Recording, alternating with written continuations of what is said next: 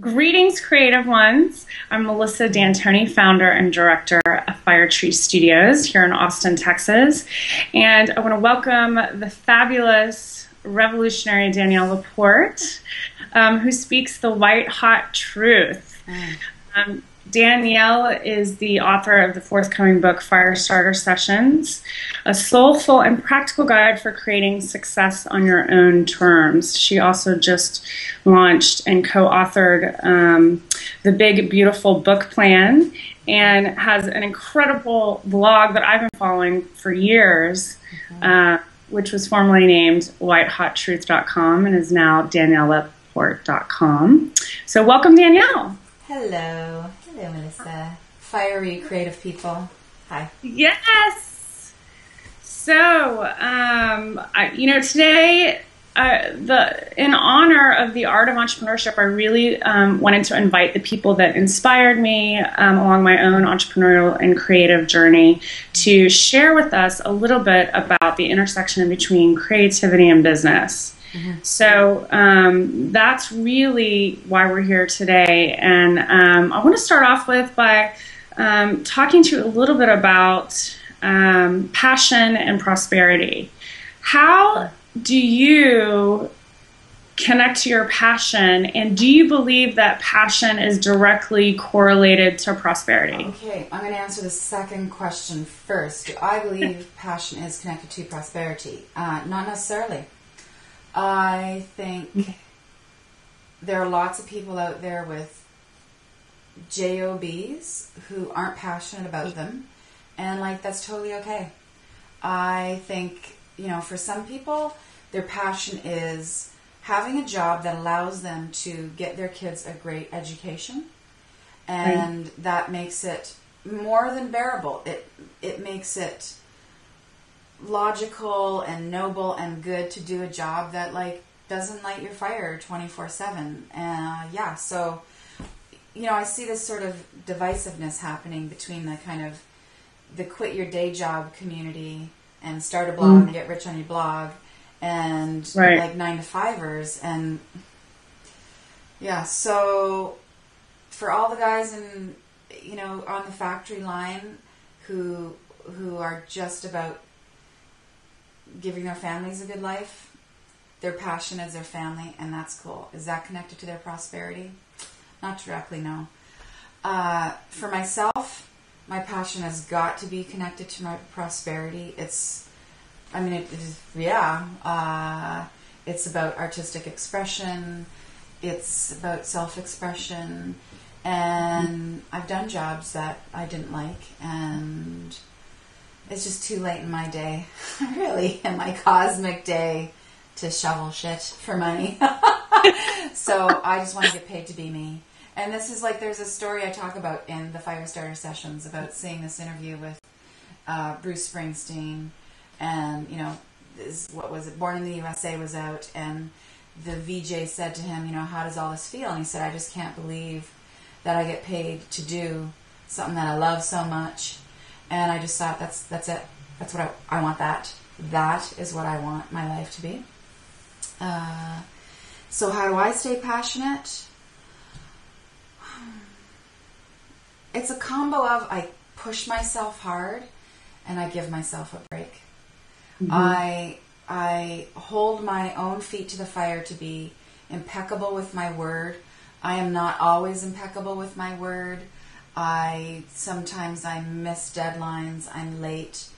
I apologize for that when it happens. If I can't be impeccable with my word, I show up soon to rejig the plan. But mostly, if I say I'm going to do it, I'm going to do it. You can consider it done. So there's that kind of focus, push. And then there's the, whatever. Is anyone going to remember me after I die? Probably not. I'm okay with that. I totally do not relate to the concept of legacy. I'm just, I should just go for a walk because none of it matters. And somewhere in between that, I'll make stuff that seems to be pretty good and gives me enough money to go to Hawaii for March break with my kid and my man and dolphins. Beautiful. Thank you for sharing that. So let's talk a little bit about the element of fire. Why fire? Oh, hot, sexy. Truth, purification, transmutation. Very interested in the whole, the science of transmutation. When something negative becomes positive, when an idea becomes something tangible, when an intention actually affects somebody. Oof, love it. Sizzling, yes. Yeah, the energy of transformation. Mm-hmm. Mm-hmm. Mm-hmm. Why is it so important that as a business owner that we speak our truth? Well, God, aren't we sick of doing otherwise? I think not speaking our truth collectively has got us in some of the economic situations that North America is in. I think when you make a habit of speaking your own truth, for one, you feel home, you feel meaningful. Why do you want it any other way? But also, you speaking your truth increases your capacity to call bullshit for what it is, to hear the truth in anything, whether it's poetry or politics. Mm-hmm. I think so many of us are just, we're fatigued. We're fed up. We are like, the mask everybody wears in business settings. It's so old. It's so tiresome. It's so boring. You know what it is? It's fucking annoying is what it is. Yeah, that what's the word? Posturing. Mm-hmm. Posturing is just, it's aggravating. I think people are tired of it because it's boring. It's dead in a lot of ways, well, there's too. nothing, like, literally, not literally, figuratively, there's nothing you can hold on to. You can't hold on to an illusion. Like, people we want the truth. We want sincerity. We want genuine. Be an asshole. Just be real about it. Be a saint. Just be sincere about it. And, God, and the more human we are, the more we give ourselves, everybody, permission to be human. I mean, look at how we treat our leaders. I mean, some of them deserve to be just taken down because of the posturing. I want sincerity in leadership. But, I mean, look at how we treat leaders. Terrible. Mm-hmm. We don't allow them to be human. We don't allow... There is zero margin of error if you are in an exalted public position of power. Absolutely. It's not for the faint of heart, yeah. Well, and I think that's a result of all the the collective projection as well, yes. That we project onto leaders. So this opens up a great question that I, in my own personal journey, as a leader and an artist, have been sitting with, and I'd love to hear from you. Like, how do you define leadership for you? That's the first part of the question. And the second part is, how do you define feminine leadership, and is there a difference? First of all, for myself, feminine leadership is inextricable. It's part of the whole package. If I am not bringing my femininity to bear, I am not being whole, sincere, genuine. Mm-hmm. Sometimes it's like perfectly appropriate to just like be the warrior and bring all that masculine in, but I get way more done being super, super duper feminine, which mm-hmm. means intuitive, sensitive, mm-hmm. Letting my emotions guide me. They don't always have the final say.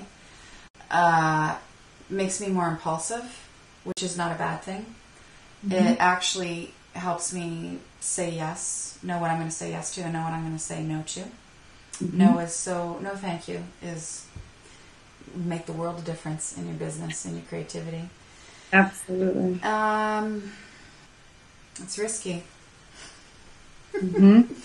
I've taken a few shots for how I show up, and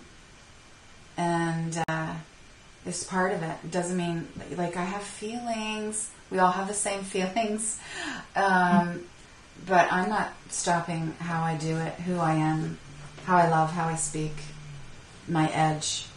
Yeah, learn along the way, but keep showing up. Mm-hmm.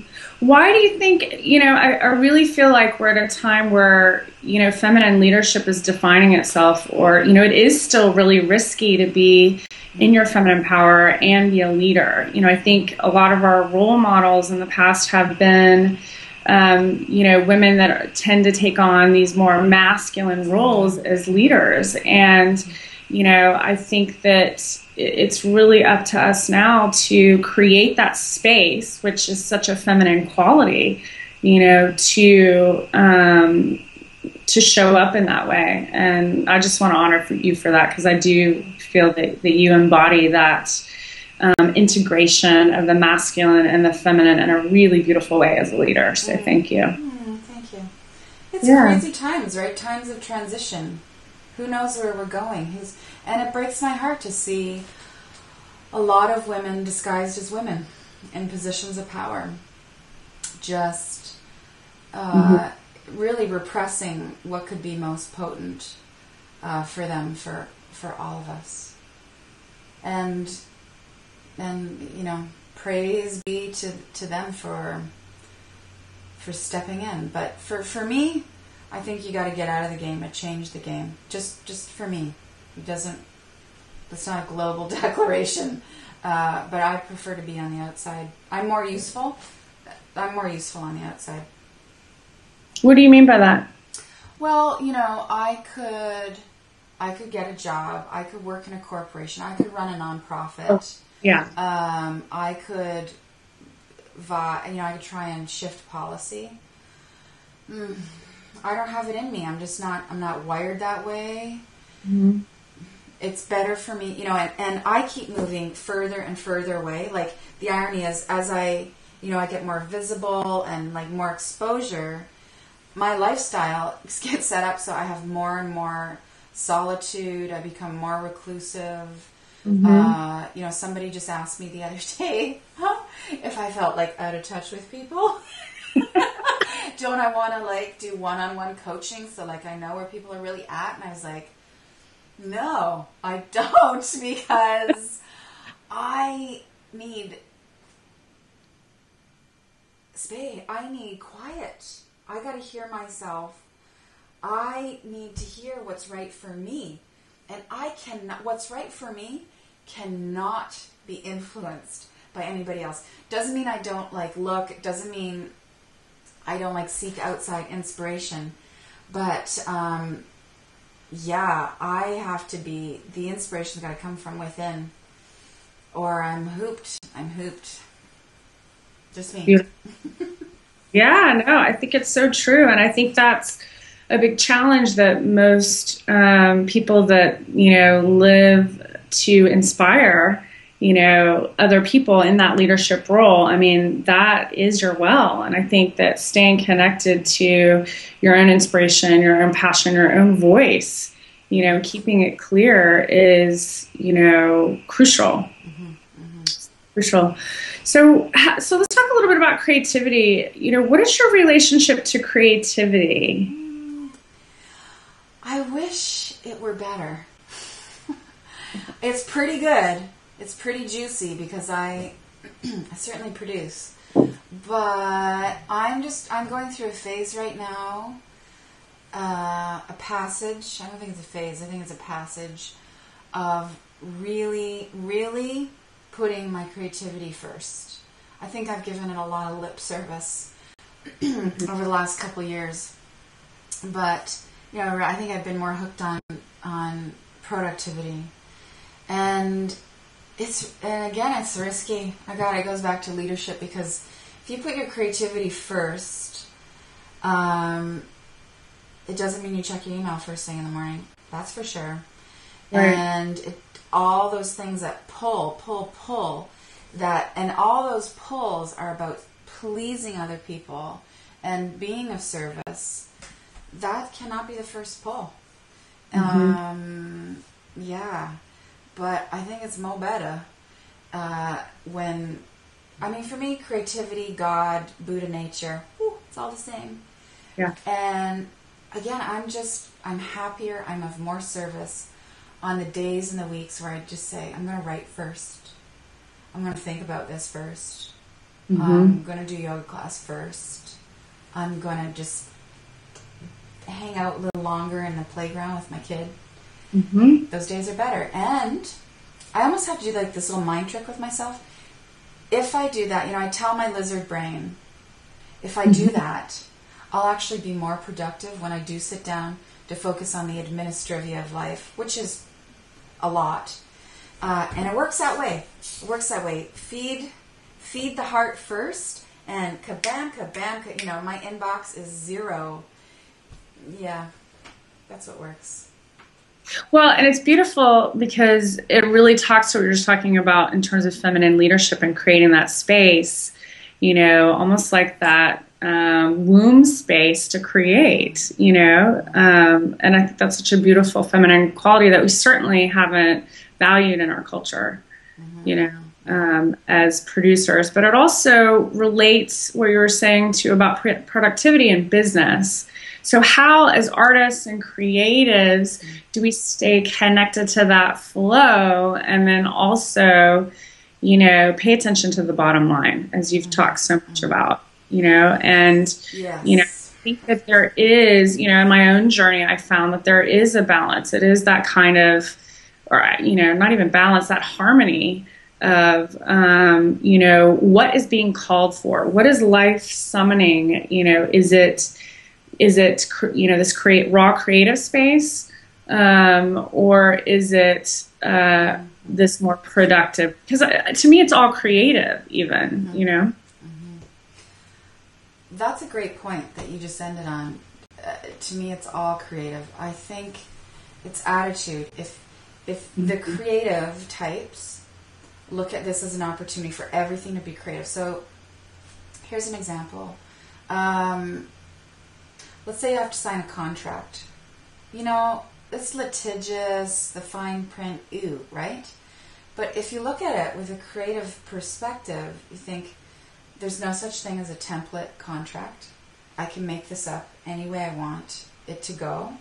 This could be a sacred event. I could have a little hoopla around signing it. Mm-hmm. And, semicolon, this is going to help me get my art into the world. Like, really helps you move through it, like, gracefully. I think you need to have the belief that your creativity it's inextricable with being prosperous. Like, you make art, you deserve to be prosperous from putting that art into the world. So, you deserve it. Let me just say this again. You deserve it. Mm-hmm. And when that's just got to be basic, right? You have to wash out any ideologies that you're not worth it, that your art isn't worth it. Somebody wants your art. And you got to be focused.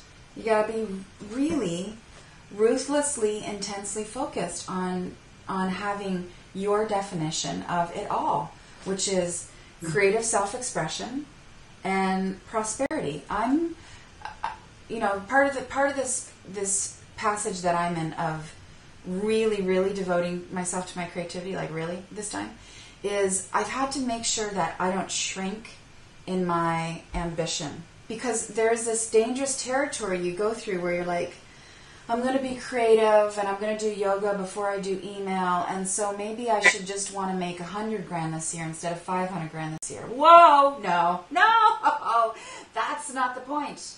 The point is to say, I'm going to put creativity first, yoga before email, and I'm going to make $1 million this year. Like, right. Don't shrink the material aspirations.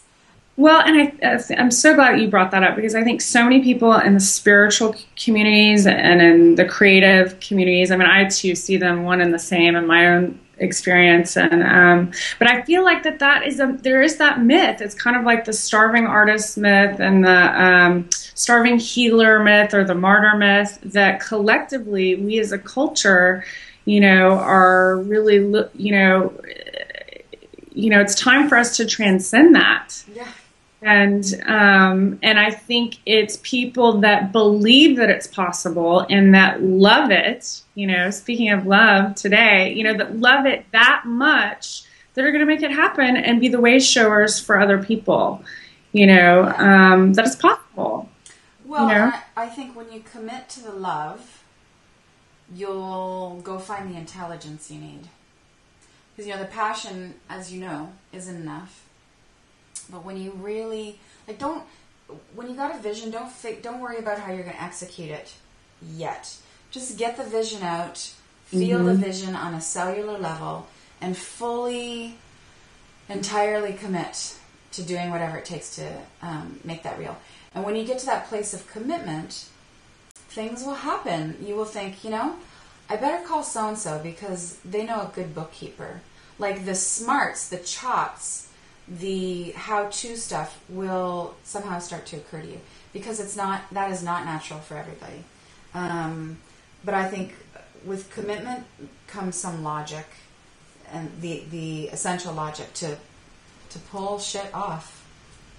Absolutely. And I also think that commitment is it's almost like the linchpin, right? To manifesting anything. Because if people don't have the commitment, if you don't have the commitment to really take action on your vision or your dream or your passion or your art, it's not going to happen, Even you can have all the passion in the world, but if you're not committed to it, and I think that too is what brings focus. At least it has in my own experience. Yep, you're in or you're not.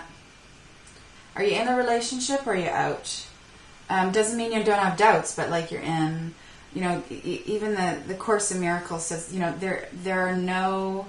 This isn't quite the wording, but there's no in between thoughts. There's love or there's indifference. You can't have one. Even when physiologically, the brain cannot experience anger and happiness at the same time. You're either angry or you're happy. No in between. So yeah, commit or go home.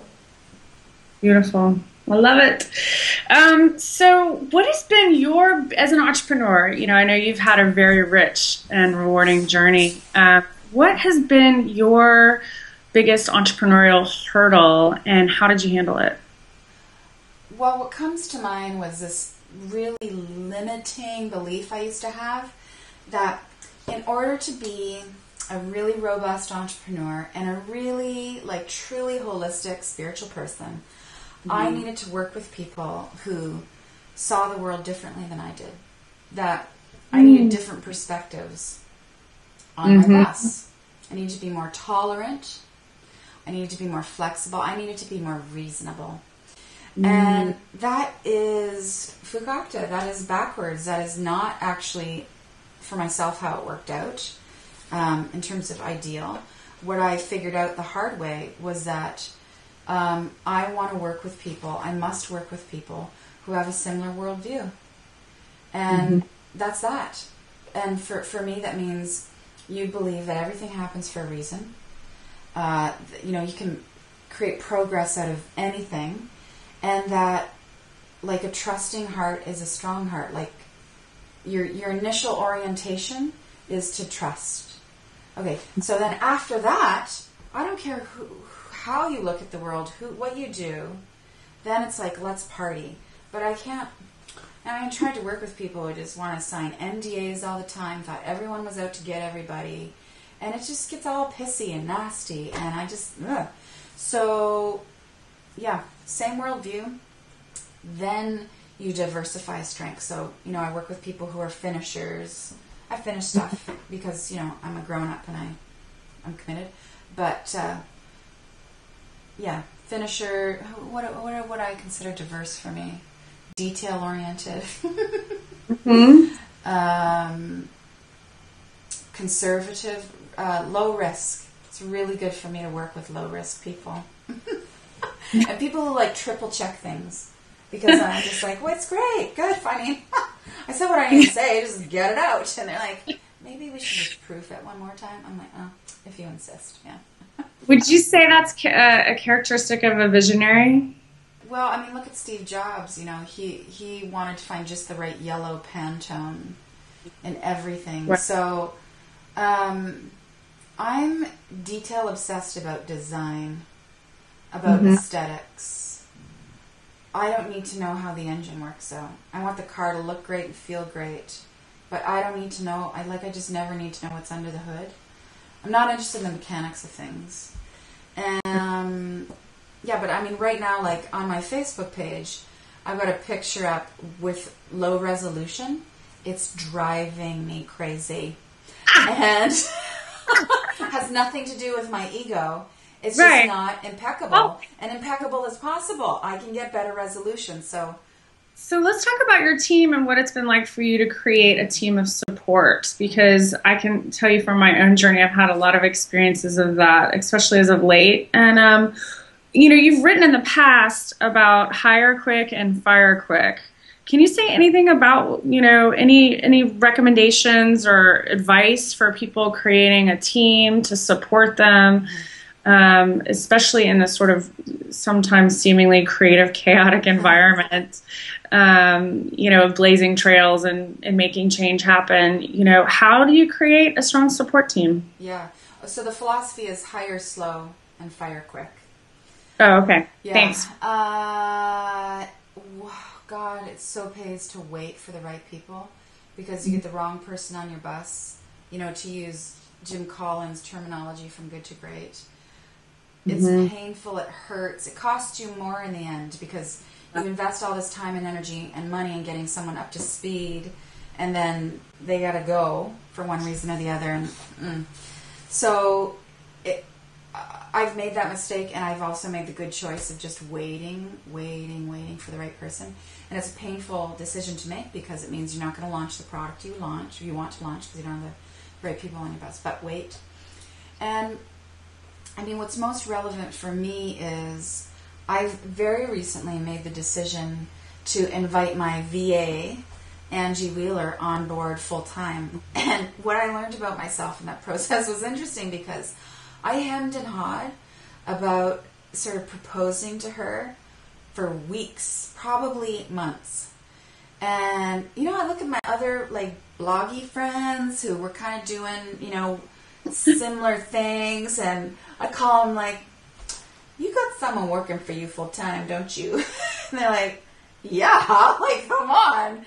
And I realized that as committed as I am to my vision, my dream, all of it, I needed to up my game, and I was nervous. This is ridiculous. I make great money. The money is there to provide for her, and I was like, and the craving was killing me. The craving for just carte blanche support, to have a collaborator and a right hand. I mean, I was fantasizing what it was going to be like to have that person in play. And I took the risk. Really, it's nuts. Felt like a risk. But mostly it's about not wanting to let her down. And I never want to, nor will I, have the conversation with her of I just didn't sell enough books. You got to go get another client. I've got to go down to 20 hours a week. I'll never have that with her. I'm just making this universal declaration right now. Because I will be prosperous for the next, till I die. I will set my grandchildren up. But, yeah. Right. And fewer people the better. That was another thing about going full time. I do not like to manage people. Yeah. I like people who are very self-motivated. I don't like to. Why would I want to give people direction? I just want to say, this is what I want. You're gonna figure it out, because you're fucking amazing. So, and it usually works out that way. When you let people run, they figure it out. It's pretty joyous, actually. Goes back to space too, what we were talking earlier about space, giving them the space to step into their own power and trusting them. I think that's huge in collaboration. So important. How do you define sales? Sales? How do I define sales? For yourself. Money in the bank. It's not even about units shipped. I don't care about the units. I want to know right. how much is sitting in my PayPal account, and how much am I paying PayPal, and what are my fees, and who's who gets a cut. Yeah. So what about online marketing then, and how has that changed the way that we do business, especially now? I even think even in, all these different expressions of online marketing, how has that changed the way that we make a transaction? Oh my God. I love it. It puts the power in your hands. There's no more middleman. You are the publisher. You are the broadcaster of your message, information, wisdom. It's incredible. It is literally phenomenal. And could I do what I do without it? Yeah, it would just be a lot slower. It would be a lot slower. I'd go all traditional, and I'd probably speak more on stage. I'd be on more airplanes. Who wants that? Yeah. Yay social media, yay the internet. I mean, the author, philosopher, physicist Peter Russell, peterrussell.com, talks about telecommunications being the global brain. It really is. The internet and mobile, all of it, has become the neurological system of the planet. I mean, just meditate on that. It's amazing. So grateful to be alive right now. Yeah, it's such an exciting time, especially for those of us that are so inspired to blaze trails and create, doing things a different way, I think, as well. I have a question for you around inspired action. I know we've talked a little bit about passion, and I know you speak specifically about passion and the power that it persuades, and that all passion is not created equal.